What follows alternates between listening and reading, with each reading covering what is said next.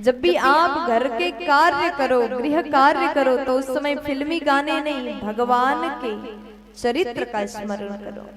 यानी यानिह गीतानि तद बाल चरितानि च। मैया दही मंथन करती है तो भगवान के लीला का स्मरण करती है और अपने शब्द में गायन करती है, भजन गाती है। देखो, आप भजन के साथ में भोजन बनाओगे तो उस भोजन में भक्ति का स्वाद मिल जाएगा। और ऐसे भोजन को जब खाने वाले परिवार के लोग ग्रहण करते हैं तो उनके भीतर सत्व गुण प्रवेश करेगा।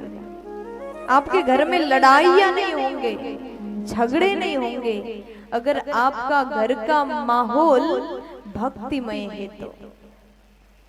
आप पवित्र होकर के अन्न बनाते हैं, भोजन बनाते हैं, और मन में भाव भी अगर शुद्ध हो तो उसे खाकर के लोग सात्विक बन जाएंगे, सत्व गुणी हो जाएंगे। इसलिए विशेष करके माताओं को इन बातों का विशेष ध्यान देना चाहिए। दूसरी बात, हर माताओं को अपने पुत्र के लिए, अपने बच्चों के लिए भोजन स्वयं बनाना चाहिए। नहीं तो आजकल के लोग थोड़ा सा पैसा घर में आ जाए, थोड़ा धनवान अगर हो जाए तो काम वाली अलग से लगा करके रखते हैं ताकि घर में रोटी बना करके कोई और दे दे।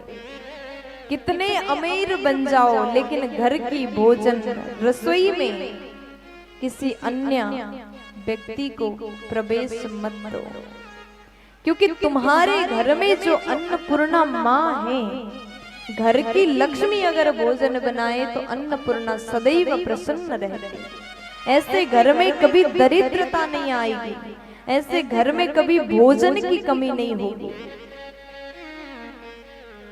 ये बात बिल्कुल जीवन में धारण करने योग्य है।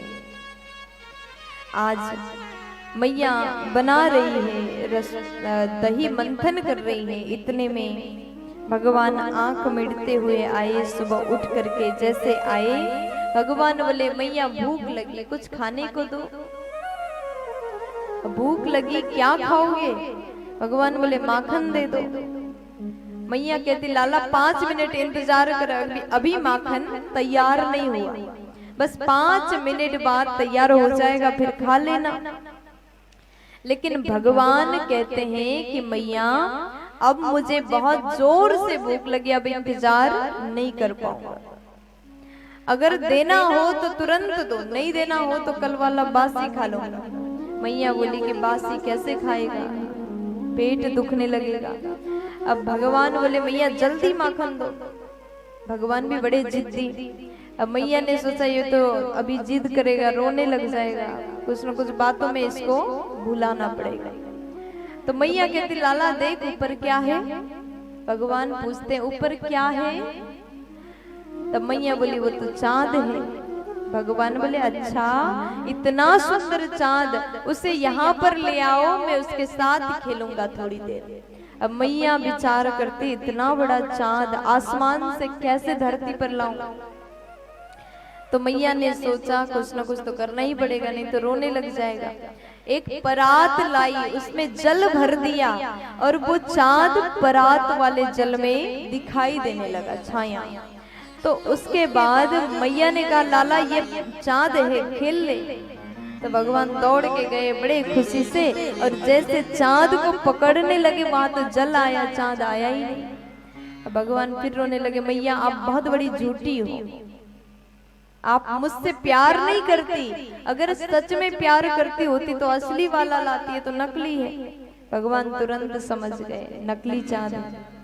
तो मैया कहती लाला एक बात बता, तू जब खेलने जाता है तो तुम्हारे साथ कौन कौन खेलते हैं? भगवान बोलते मेरे साथ में मेरे बहुत से दोस्त हैं, श्रीदामा, मधुमंगल, बहुत सारे हैं।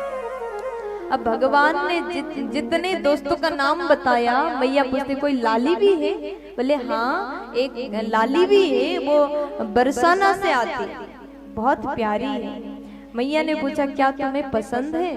भगवान बोले हाँ मुझे तो बहुत पसंद है, बरसाने से आती है, बहुत प्यारी है, गोरी है। अच्छा तो जब तुम बड़े हो जाओगे तो उसी के साथ शादी कर देंगे। अब मैया ने जैसे इतना कह दिया, भगवान बोले कब बड़ा होऊंगा और कब शादी करूंगा, इससे अच्छा मैया अभी शादी कर दो। अब मैया बोली कि अभी कैसे करा दो, तू इतना सा है, छोटा सा है, छोटे में शादी नहीं किया जाता, जब बड़े हो जाओगे तो शादी कर देंगे। अब भगवान जिद करने लगे, मैया मैं इंतजार नहीं करूंगा, अब भी इसी वक्त मेरी शादी राधिका से करवा दो। अब मैया मनाना शुरू कर दी।